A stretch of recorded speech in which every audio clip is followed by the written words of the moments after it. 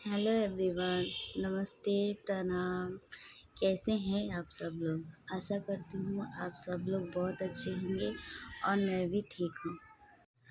आज मैं आप सबसे बात करने वाली हूँ अपनी फर्स्ट प्रेगनेंसी के बारे में। क्या हुआ था, क्यों हुआ था, आखिर नॉर्मल डिलीवरी होने के बाद भी क्यों मुझे इतना दर्द सहना पड़ा, क्यों मुझे 3 बार ऑपरेशन करवाना पड़ा। तो चलिए आप सबसे भी बताते हैं। शुरू करते हैं अपने लेबर पेन के टाइम से। मुझे रात को 11:30 बजे से लेबर पेन स्टार्ट हो गया।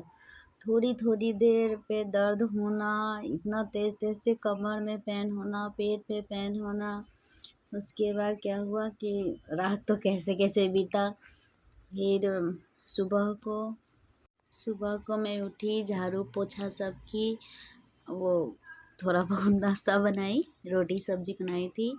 उसके बाद कपड़ा भी धोई, नहाई, खाना खाई। खाना क्या, दर्द में खाना खाया जा रहा। उसके बाद हाँ, थोड़ा सा हल्का फुल्का नाश्ता किए, लेकिन गरम गरम दूध पी थी। सुबह सुबह को उठ के गरम गरम दूध में एक एक या 2 चम्मच घी डालकर मैं पी हूँ। उसके बाद काम तो नहीं हो पा रहा था मेरे से, दर्द काफ़ी ज़्यादा था, लेकिन फिर भी मैं बैठने की कोशिश नहीं कर रही थी। अपना काम कर रही थी, अपने काम पे फोकस कर रही थी। फिर जैसे तैसे तो टहलती थी, काम करती थी। एक लगातार तो काम नहीं हो पाता था, थोड़ा काम करती थी, थोड़ा रेस्ट करती थी। ऐसे करते करते 12 बज गया। उसके बाद मैं 12 बजे हॉस्पिटल गई। वाटर डिस्चार्ज नहीं हुआ था। वहाँ पे जब डॉक्टर के पास गए तो चेकअप की।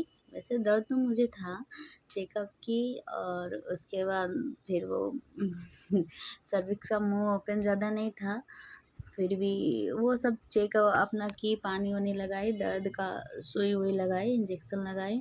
काफ़ी देर मुझे नहीं रुकना पड़ा। उसके बाद डिलीवरी रूम में ले गई।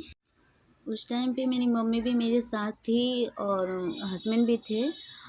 तो डिलीवरी रूम में ले गए, उसमें एक और लेडीज़ को डिलीवरी हो रही थी। उसको देखकर तो मैं क्या बताऊँ, मेरा तो फर्स्ट टाइम था। उसको देखकर इतना डर लग रहा था, इतना वो रो रही थी, चिल्ला रही थी, इतना दर्द क्या ही बताऊँ।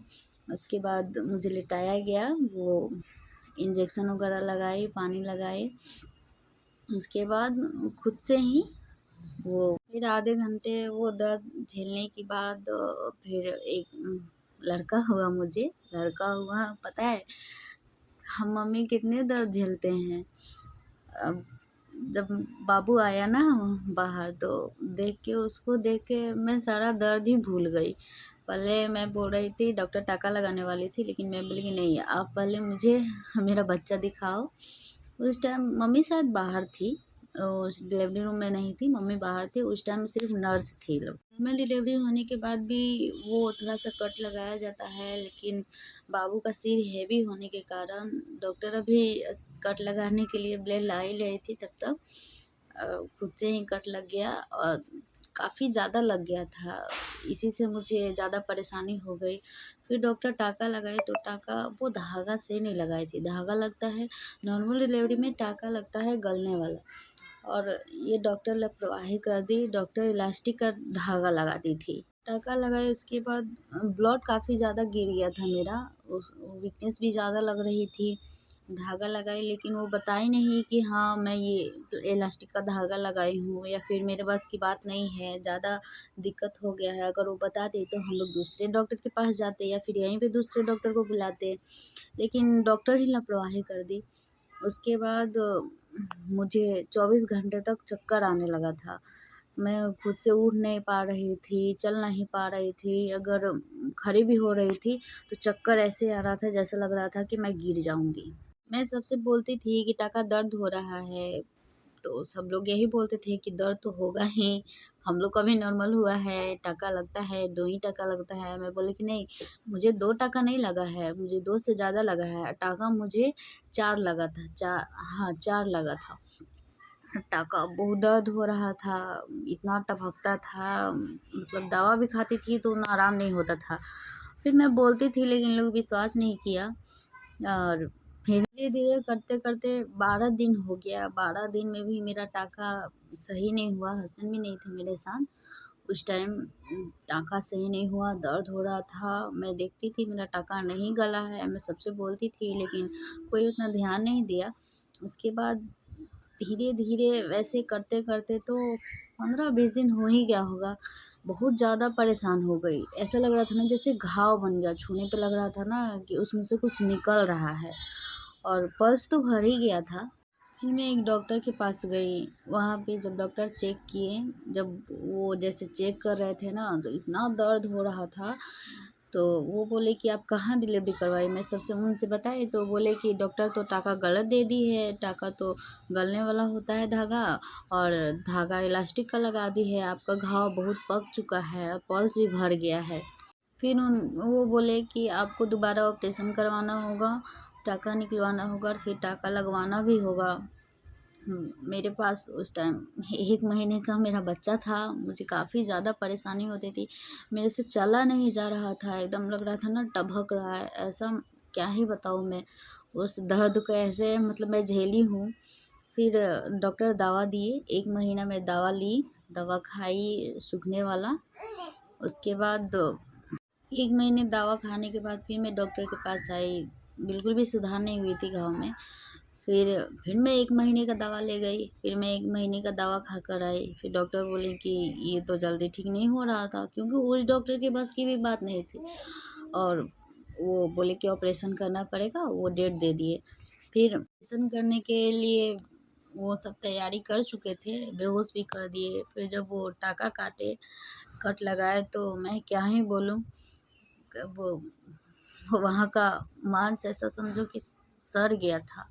और मैं बोलते बोलते थक गई थी, लेकिन किसी को उतना यकीन नहीं हुआ था कि हाँ मुझे इतना तकलीफ़ है। फिर जब डॉक्टर बेहोश कर दिए, कट लगाए, उसके बाद जब पल्स इतना ज़्यादा गिरने लगा, इतना ज़्यादा बाहर आने लगा पल्स, कि वो घबरा के छोड़ दिए। फिर वैसे ही वो टाका लगा दिए। तभी उस टाइम भी हस्बैंड पास में नहीं थे, कि वो लॉकडाउन की वजह से वो मुंबई में फंसे हुए थे। नहीं, मुंबई नहीं, महाराष्ट्र में अपने साइड के काम से वो फंसे हुए थे। वो नहीं आ पा रहे थे। लॉकडाउन में तो आप लोगों को पता ही होगा कि कैसा हाल था। उसके बाद फिर वो अगले दिन वैसे ही टाका लगाए, मैं दूसरे डॉक्टर के पास गई। वहाँ गई तो डॉक्टर मुझे बहुत डांटी, तुम इतने लेट से आई हो, वो ब्लड कैंसर हो जाएगा, पूरे ब्लड में मौत फैल जाएगा, ये हो जाएगा, वो हो जाएगा। ये सब सुन के काफ़ी ज़्यादा डर भी लग रहा था, दुख भी हो रहा था, बहुत रो रही थी कि हे भगवान। सच कहा जाता है, बच्चे होने के बाद एक लड़की, एक माँ को खुद के मरने से डर नहीं लगता है। डर तो ये सोच के लगता है कि मेरे मरने के बाद मेरे बच्चे को कौन देखेगा, बच्चे को कौन संभालेगा, मेरा बच्चा कैसे रहेगा। बहुत रोती थी।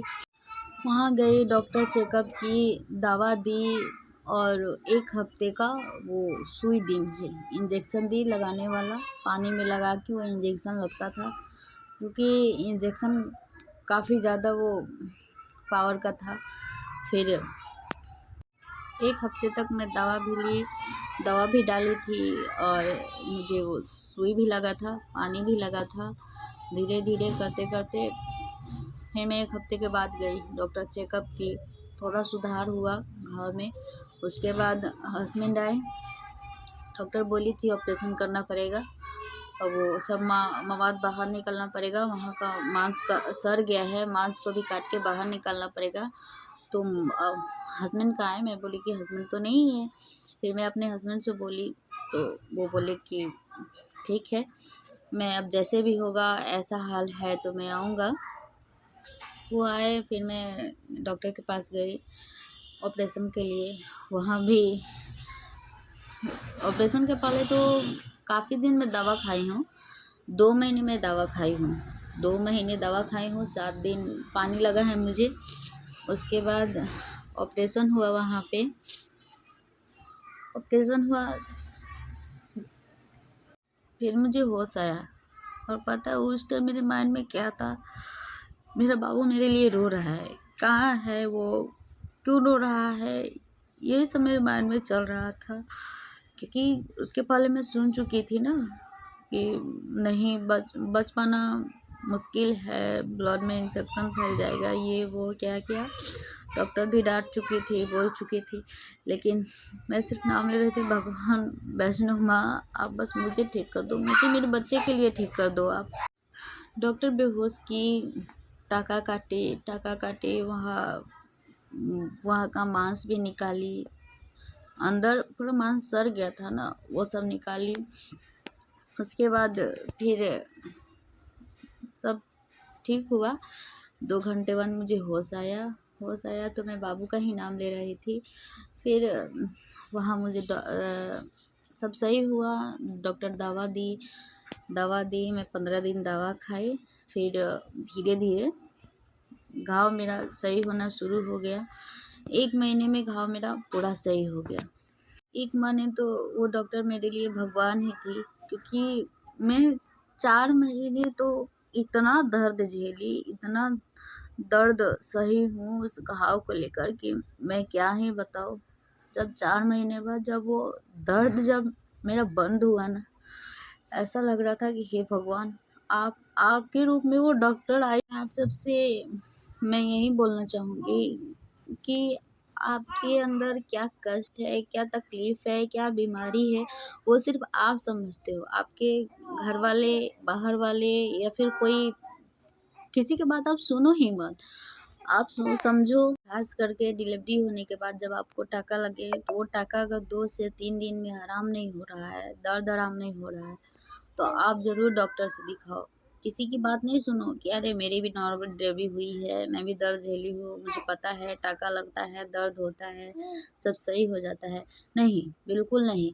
दूसरे की तो ज्ञान सुनो ही मत, लो ही मत। बस आप खुद देखो कि हाँ, मुझे दर्द है, आराम नहीं है, मुझे डॉक्टर के पास जाना चाहिए। मैं यही डॉक्टर के पास नहीं गई, मैं लोगों की बात सुनते रही और इसी वजह से किसी ने मेरे पे विश्वास नहीं किया। सिर्फ़ इसीलिए मैं इतना दर्द झेली हूँ और मुझे 3-3 बार ऑपरेशन करवाना पड़ा।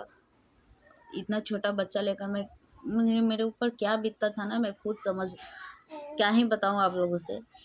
आप सब लोग अपना, ज़रूरी नहीं है कि जैसे सामने वाला के साथ हुआ है वैसे आपके साथ भी हो। सामने वाला का सही सब हो गया, शुक्र है भगवान का, लेकिन आपके साथ सही हो ये तो ज़रूरी नहीं है ना। आप सब लोग अपने दिमाग से चलो। आप सब लोग को दर्द है, तकलीफ़ है, ये सब आप लोग जानते हो। घर वाला, बाहर वाला नहीं जानता है। आपको दर्द तकलीफ़ है तो आप इतना दर्द झेलने से अच्छा है कि आप सब लोग पहले ही जाओ डॉक्टर के पास, पहले ही दिखाओ। या फिर डॉक्टर जब टाका दे रही है तो आप सब लोग उससे ये पूछो कि हाँ ये टाका कैसा है, गलने वाला है या फिर कैसा है, मुझे कटवाना पड़ेगा या फिर कुछ। डॉक्टर मुझे ये सब कुछ बताए ही नहीं और पहली बार था इसलिए मुझे उतना पता भी नहीं चला। अब सब ठीक है, लड़का मेरा 3.5 साल का हो गया। अभी मुझे एक और लड़की भी हुई है और लड़की के टाइम भी मुझे थोड़ा दिक्कत हुआ था। ये सब अगर आप लोग कहोगे तो मैं अगले वीडियो में बताऊंगी। और आप सब अपने सेकेंड डिलीवरी के टाइम मैं अपने टाका का कैसे देखभाल की, कैसे 7 दिनों में मेरा टाका पूरा गल गया, एकदम ठीक हो गया। आप लोग कहोगे तो मैं वो चीज़ भी शेयर करूँगी आप लोग के साथ।